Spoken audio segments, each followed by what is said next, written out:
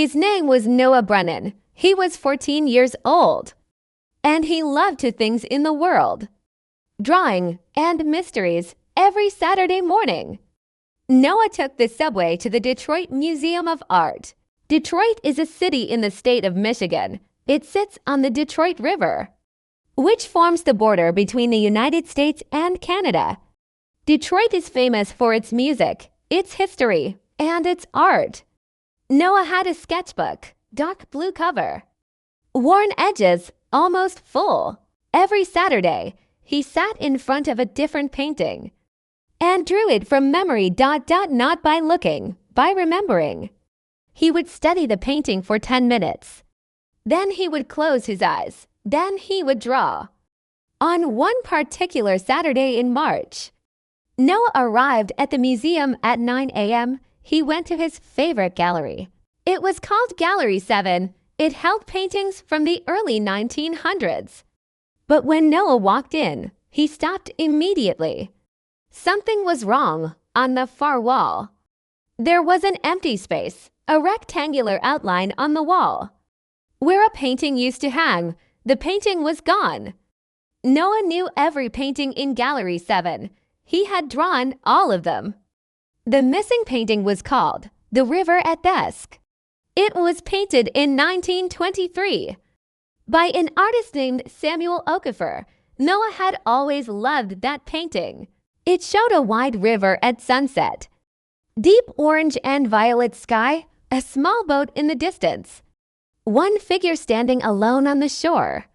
He walked up to a museum guard. He said, "Excuse me, where is the painting that used to hang there?" The guard looked at the empty wall, then at Noah. He said, "It was removed last night for restoration," Noah said. "Which restoration company?" The guard looked surprised. He said, "I don't know. You'd have to ask the curator." Noah nodded. He turned around. He walked toward the main office. His sketchbook was tucked under his arm. His pencil was behind his ear, and his mind was already working. Something about this did not feel right. The curator's name was Ms. Patricia Vance. She was a tall woman with reading glasses, always pushed up on her forehead. She was kind to Noah. She had seen him every Saturday for 2 years. She knew his name. She knew his sketchbook. When Noah knocked on her office door, she smiled and waved him in. He said, "Ms. Vance, where is The River at Dusk?" Her smile faded slightly. She said, "It was sent out for restoration last night." "Routine maintenance," Noah said, "but the museum usually announces restorations. There's always a sign on the wall saying the painting is temporarily away." Ms. Vance paused. She said, "This was arranged quickly." The restoration company had a short window. Noah looked at her carefully. She was not lying, but she was not completely comfortable either. He said, "Can I ask, who authorized the removal?"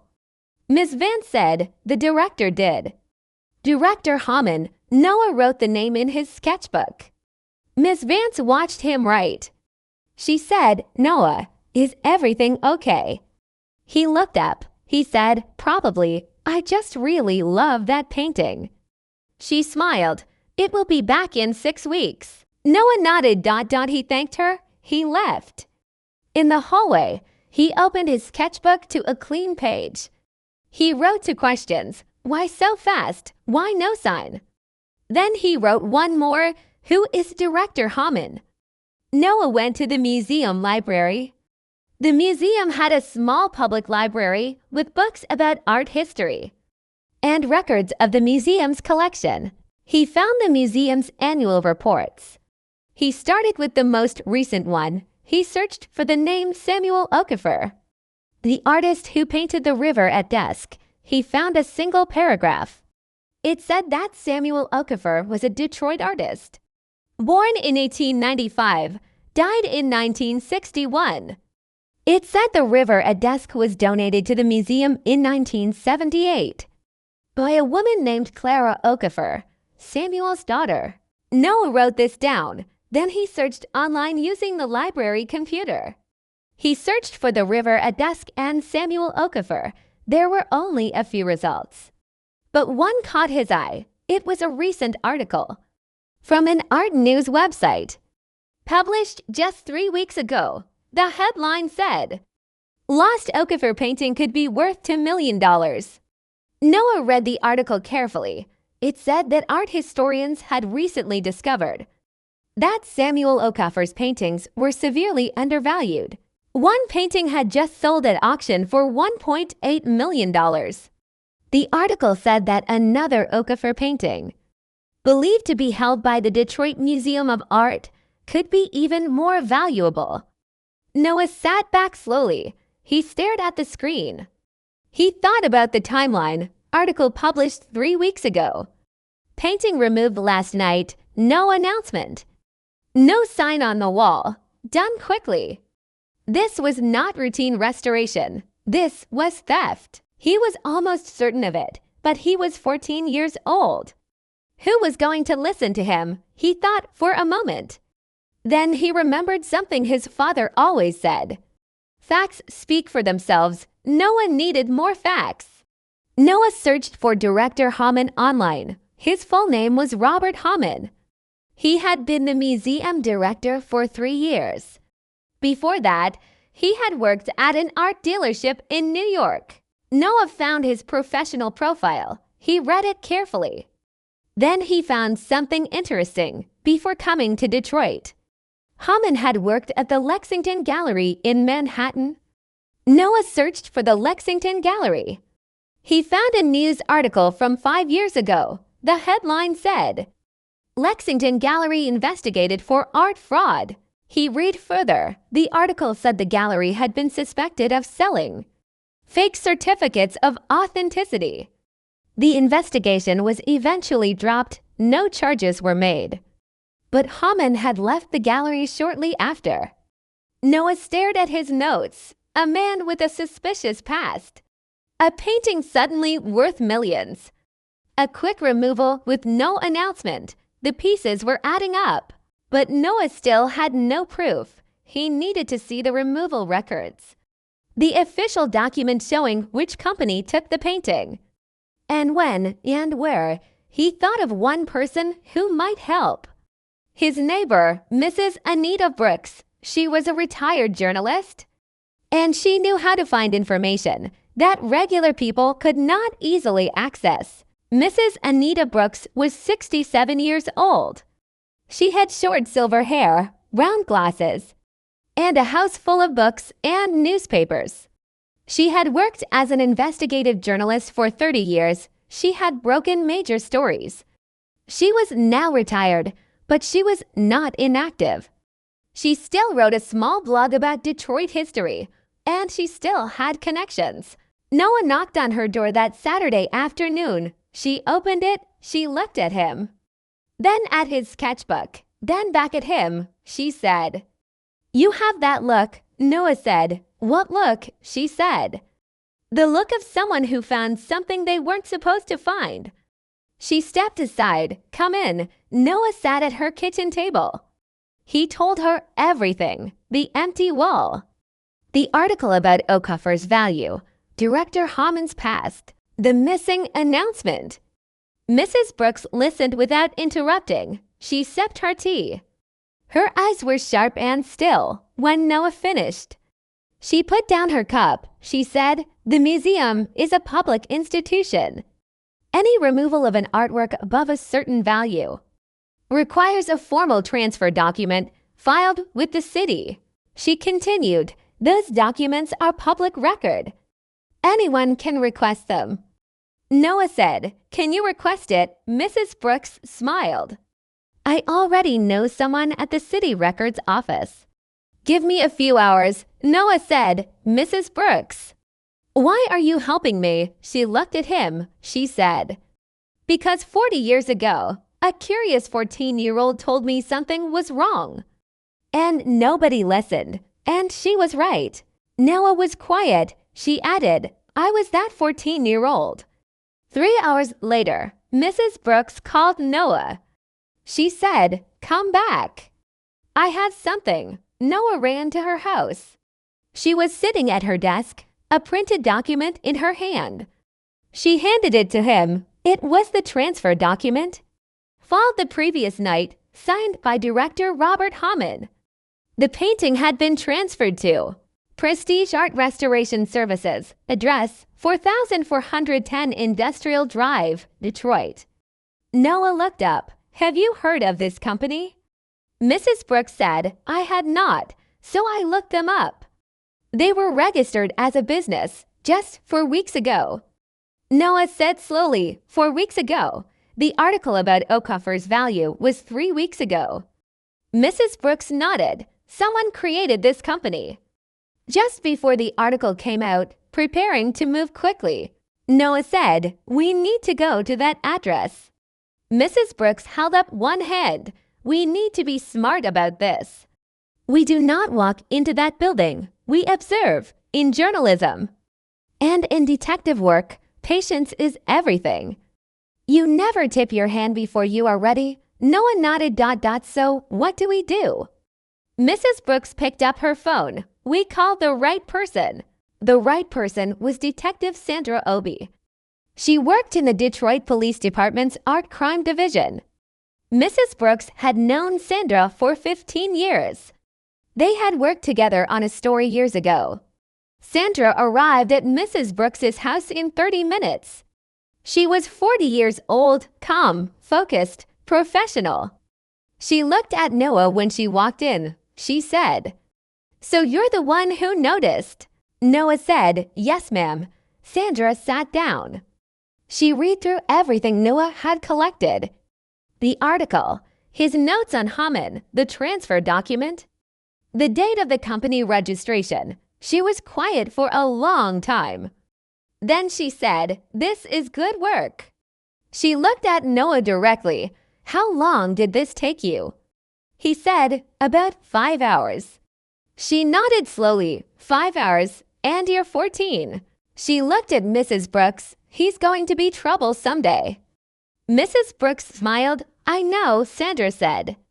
I'm going to look into this officially, but it may take a day or two. Art theft cases require careful handling. She looked at Noah. Can you do something for me? Noah said, sure, Sandra said. Draw the painting from memory, as accurately as you can. Every detail. Noah looked at her. Why? She said. Because if that painting is swapped with a forgery, your drawing will help us prove what the original looked like. Noah opened his sketchbook immediately. He closed his eyes. He remembered the painting. The river, the orange sky, the violet clouds above the tree line. The small boat, slightly off-center. The lone figure on the shore, standing still. Facing the water. He began to draw. 2 days later, Detective Sandra Obi called Mrs. Brooks. Mrs. Brooks put her on speaker. Noah was sitting at the kitchen table. Sketchbook open in front of him. Waiting, Sandra said.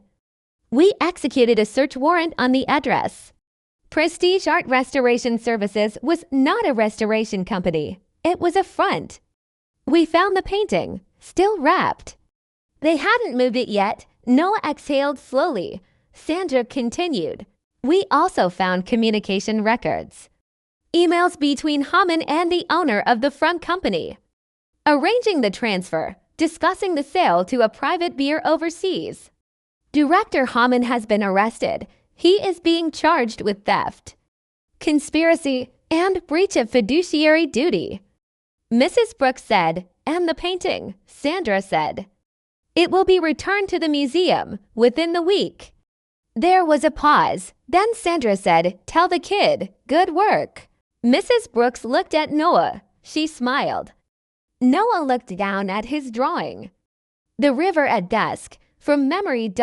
Every detail exactly right. The following Saturday, Noah took the subway to the museum. He went straight to Gallery 7, and there it was. The river at dusk, back on the wall. Exactly where it belonged, the deep orange sky. The violet clouds, the small boat, the lone figure on the shore. Noah sat on the bench in front of it. He opened his sketchbook. He turned to his drawing of the painting. He held it up, side by side, his memory. And the original, almost identical. He smiled. Miss Vance walked into the gallery. She saw Noah. She came and sat beside him. She looked at his drawing, then at the painting, then back at the drawing. She said, "Noah, I owe you an apology. When Haman told me it was routine, I believed him. I should have asked more questions," Noah said. "You trusted someone in a position of authority." "That is not wrong." Miss Vance looked at him. She said, "You are very wise for 14. Noah shrugged. "I just pay attention." Miss Vance stood up. She said, "I spoke with the board. They would like to offer you a junior volunteer position. Every Saturday, helping in the galleries, learning about the collection." Noah looked at the painting, then at Miss Vance. He said, "I'd like that very much." She nodded. She walked away. Noah turned back to the river at dusk. He looked at the lone figure on the shore, standing still, facing the water. He had always wondered who that figure was. Maybe it was Samuel Okafor himself, standing at the edge of something vast, looking at what was ahead, not afraid, just ready. Noah opened his sketchbook to a fresh page. He picked up his pencil, and he began to draw. Excellent work following this story. Let us review every vocabulary word we learned. Repeat each one clearly after me. Subway gives an underground train system in a city. Sketchbook gives a book of blank pages used for drawing. Visual memory gives the ability to remember what you have seen in detail. Gallery gives a room in a museum where artwork is displayed. Rectangular gives having the shape of a rectangle. Figure gives a person seen from a distance without clear detail. Guard gives a person whose job is to protect a place. Restoration gives repairing something to return it to original condition. Curator gives the person responsible for a museum's collection. Faded gives became less bright, strong, or clear. Routine gives regular and normal, done as standard practice. Maintenance gives regular work to keep something in good condition. Authorized gives officially approved or given permission. Collection gives a group of objects gathered and kept together. Annual report gives a document published every year by an organization. Donated gifts given freely without receiving payment. Undervalued gives worth more than people think, not given enough value. Auction gives a public sale where items go to the highest bidder. THEFT gives the crime of stealing something. Art dealership gives a business that buys and sells artwork. Professional profile gives an online page showing a person's work history. Certificate of authenticity gives a document proving an artwork is genuine. Journalist gives a person who researches and writes news stories. Investigative journalist gives a journalist who researches deeply hidden stories. Inactive gives not doing anything, not busy or working. Connections gives people you know who can help you get access or information. Institution gives an organization that serves the public.